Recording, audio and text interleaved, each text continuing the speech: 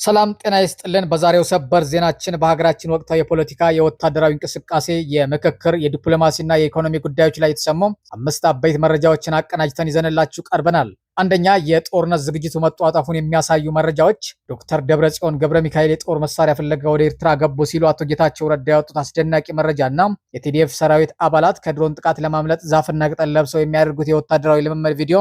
ሁለተኛው፣ ከአማራ ፋኖ ብሔራዊ ንቅናቄ አፋብን በብሔራዊ የምክክር ኮሚሽኑ ላይ የወጣው ጠንካራ መግለጫ።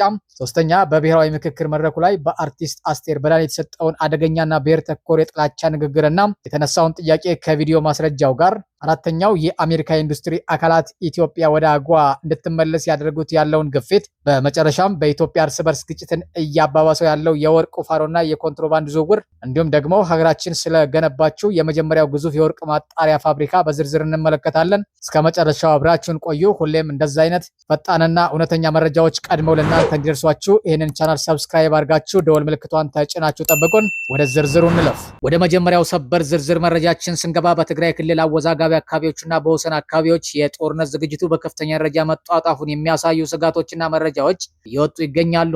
በአንድ በኩል የምስራቅ አፍሪካ ጉዳዮች የጠቅላይ ሚኒስትሩ አማካሪ አቶ ጌታቸው ረዳ በኤክስ ገጻቸው ባወጡት ጽሑፍ በዶክተር ደብረጽዮን ገብረ ሚካኤል የሚመራውን የህወሓት አመራርና የቅርብ አጋሮቻቸውን የትግራይን ህዝብ ዳግም ለጥፋትና ለከባድ ጦርነት እየዳረጉ ነው ሲሉ በከፍተኛ ደረጃ ነቅፈዋል። አቶ ጌታቸው ያወጡትን መረጃ በዝርዝር ስንመለከተው የጥፋት ቡድንና የአራት ኪሎ ፉከራ። አቶ ጌታቸው የህወሓት አመራርን የጥፋት ቡድን በማለት የጠሩት ሲሆን ቡድኑ ራሱን ለማዳን ሲል የትግራይን ወጣት ከታሪካዊ ጠላቶች ጋር በማሰለፍ የጥፋት አጋርነት ፈጥሯል ብለዋል። አመራሩ በህዝብ ላይ የሚነዛው የፌዴራል መንግስት ሊወረን ነው ፕሮፓጋንዳ እውነታ የራቀ መሆኑንና በቅርቡ በአመራሩ የተነሳው ወደ 4 ኪሎ እንገባለን የሚለው ፉከራ ትግራይን ህዝብ ችግር ከማባባስ የዘለለ ትርጉም እንደሌለው ገልጸዋል። መሳሪያ ፍለጋ ወደ ኤርትራ መኬዱ አቶ ጌታቸው ዶክተር ደብረጽዮንን በስም በመጥቀስ ዶክተር ደብረጽዮን ወደ ኤርትራ ተጉዘው የጦር መሳሪያ ለመጠየቅ መሞከራቸውንና ፕሬዝዳንት ኢሳያስም ባለ ጀምር እኔ አስከትላለሁ የሚል ምላሽ እንደሰጧቸው ገልጸዋል። በሌላ በኩል በሰራዊቱ በኩል ያለው የጦርነት ዝግጅት ትግራይ አወዛጋቢ ወሰኖች አካባቢ በመንግስትና በህወሓት በኩል የሚደረጉ የሰራዊት የከባድ መሳሪያዎችና የድሮን እንቅስቃሴዎች አካባቢውን ወደ ሌላ ዙር ደም አፋሳሽ ግጭት ሊመልሱት ይችላሉ የሚል ከፍተኛ ስጋት ፈጥረዋል። በተለይም የማህበራዊ ሚዲያዎችና የመረጃ ምንጮችን አቀጣጥሎ ያለው አዲስ መረጃ ደግሞ የህወሓት ወይም የቲዲኤፍ ታጣቂዎች ከድሮን ጥቃት ለማምለጥና ድሮኖችን ለማታለል ሲሉ ከዛፍና ከቅጠል ጋር በመመሳሰል ወታደራዊ ልምምድ ሲያደርጉ የሚያሳይ ቪዲዮ አሁን ላይ ከፍተኛ መነጋገሪያ ሆኗል። ይህ እንቅስቃሴ አካባቢው ላይ አዲስ የጦርነት ደመና መደቀኑን ያሳያል።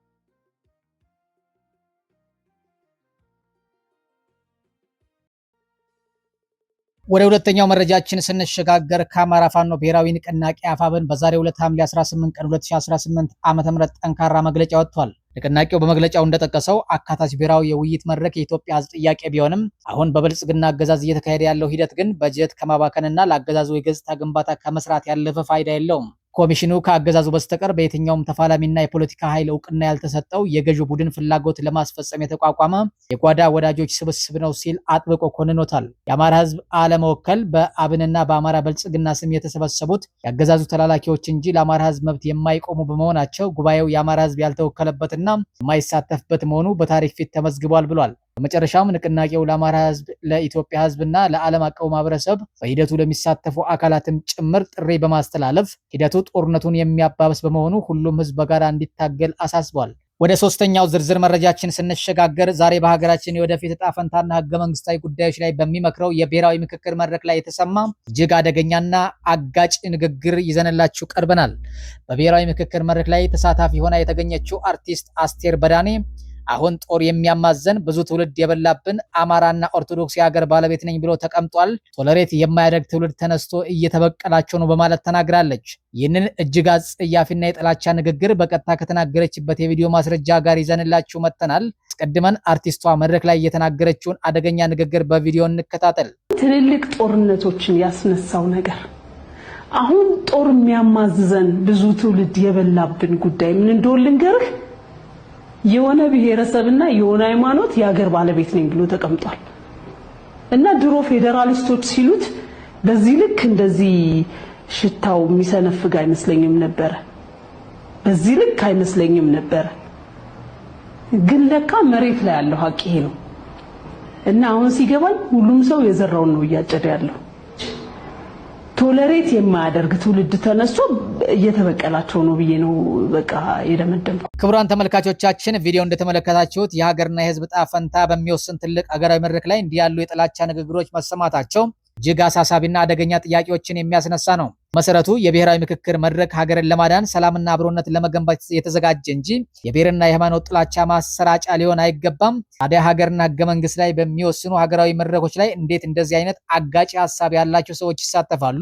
እንዲህ አይነት ሰዎችስ እንዴት በህዝብ ዕጣ ፈንታ ላይ እንዲመክሩ መድረክ ይሰጣቸዋል የሚለው ጥያቄ በጽኑ ሊጠየቅ ይገባል። እንግዲህ በአንደኛ ደረጃ እንዲህ አይነት ሰዎች በሀገራዊ ምክክር መድረክ ላይ መሳተፋቸው፣ በሁለተኛ ደረጃ ደግሞ የተናገሩት የጥላቻ ንግግር ላይ የእርስዎ አስተያየት ምንድን ነው? ሀሳቦን በኮሜንት መስጫው ላይ አስፈሩልን።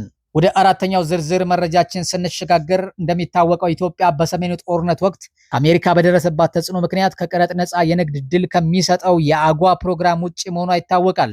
ይሁን እንጂ አሁን በተገኘው አዲስ መረጃ መሰረት የአሜሪካን ኢንዱስትሪዎችን የሚወክሉ ተጽዕኖ ፈጣሪ ቡድኖችና የንግድ ማህበራት አሜሪካ መንግስት ኢትዮጵያንና ደቡብ አፍሪካን ወደ አጓ እንዲመልስ ዋሽንግተንን በማፋጠጥ ላይ ይገኛሉ። የአሜሪካ አልባሳትና ጫማ አምራቾች ማህበር እንዲሁም የጥራጥሬ ምክር ቤት አባላት እንደገለጹት ከኢትዮጵያ የሚወጡ ምርቶች መቋረጣቸው የአሜሪካን የአቅርቦት ሰንሰለት በመጉዳቱም አሜሪካ በኢትዮጵያ ላይ የጣለችውን ማዕቀብ እንድታነሳ ጥያቄ አቅርበዋል። በመጨረሻም ወደ አምስተኛው የሀገራችን የማዕድንና የኢኮኖሚ ዜናችን ስንሸጋገር በአሁኑ ወቅት በኢትዮጵያ በተለያዩ አካባቢዎች በተለይም በቤንሻንጉል ጉሙዝና በሌሎችም ክፍሎች የሚካሄደው ህገወጥ የወርቅ ቁፋሮና ኮንትሮባንድ ኢትዮጵያውያንን እርስ በርስ ግጭትና ለመረጋጋት የበለጠ እያባባሰው የሚገኝ አደገኛ ሁኔታ ሆኗል። በተለያዩ የጥቅም መረቦችና ህገወጥ ኃይሎች የሚወጣው ወርቅ ለሀገር ኢኮኖሚ ገቢ ከመሆን ይልቅ ለጦርነትና ለግጭት ማስፈጸሚያነት እየዋለ ይገኛል። በሌላ በኩል ሀገሪቱ ይህንን ስርዓት የማስያዝ አዲስ እርምጃ ወስዳለች። ኢትዮጵያ ጥሬ ወርቅን ወደ ውጭ መላክ የሚያስቀረውን የመጀመሪያውን ግዙፍና ዘመናዊ የወርቅ ማጣሪያ ፋብሪካ ግንባታ አጠናቃለች። የኢትዮጵያ ብሔራዊ ባንክ ባወጣው አዲስ መመሪያ መሰረት ከእንግዲህ በሀገሪቱ የሚመረተው ማንኛውም ወርቅ ወደ ውጭ ሀገር ከመላኩ በፊት በሀገር ውስጥ ተጣርቶና በደረጃው እየተዘጋጀ የወርቅ አሞሌ ወይም ጎልድ ባር ሆኖ መውጣት አለበት። ይህ ፋብሪካ ሙሉ ስራ ሲጀምርና በሀገሪቱ እውነተኛ የህግ የበላይነት ሲሰፍን ህገወጥ ቁፋሮ ቆመው የወርቅ ዘርፍ ለሀገሪቱ ትልቅ የኢኮኖሚ አከርካሪ እንደሚሆን ይጠበቃል። ውድ የእውነት እውነታው ሚዲያ ተከታታዮቻችን ስለ ደብረ ጽዮን የኤርትራ ጉዞና ስለ ቲዲኤፍ ከድሮን የመሰወር ወታደራዊ ልምምድ፣ ከአፋብን መግለጫ፣ ከአስቴር በዳኔ የጥላቻ ንግግር፣ ከአጓ ሁኔታና ግጭትን ከሚያባብሰው የወርቅ ቁፋሮ ጋር ያዘጋጀንላችሁ ሰፊ የዜና ጥንቅር ይህንን ይመስል ነበር። በቀረቡት መረጃዎች ላይ ያላችሁን አስተያየት ከቪዲዮ ስር ባለው የኮሜንት መስጫ ሳጥን ላይ ጻፉልን። ቪዲዮውን መረጃ ጠቃሚ ሆኖ ካገኛችሁት ላይክ እና ሼር በማድረግ ሌሎች እንዲደርስ አድርጉት። ሁሌም እንደዛ አይነት እውነትና ታማኝ መረጃዎች ቀድመው ለእናንተ እንዲደርሷችሁ ሰብስክራይብ በማድረግ ደወል ምልክቷን ተጫኑ። መልካም ጊዜ ይሁንላችሁ።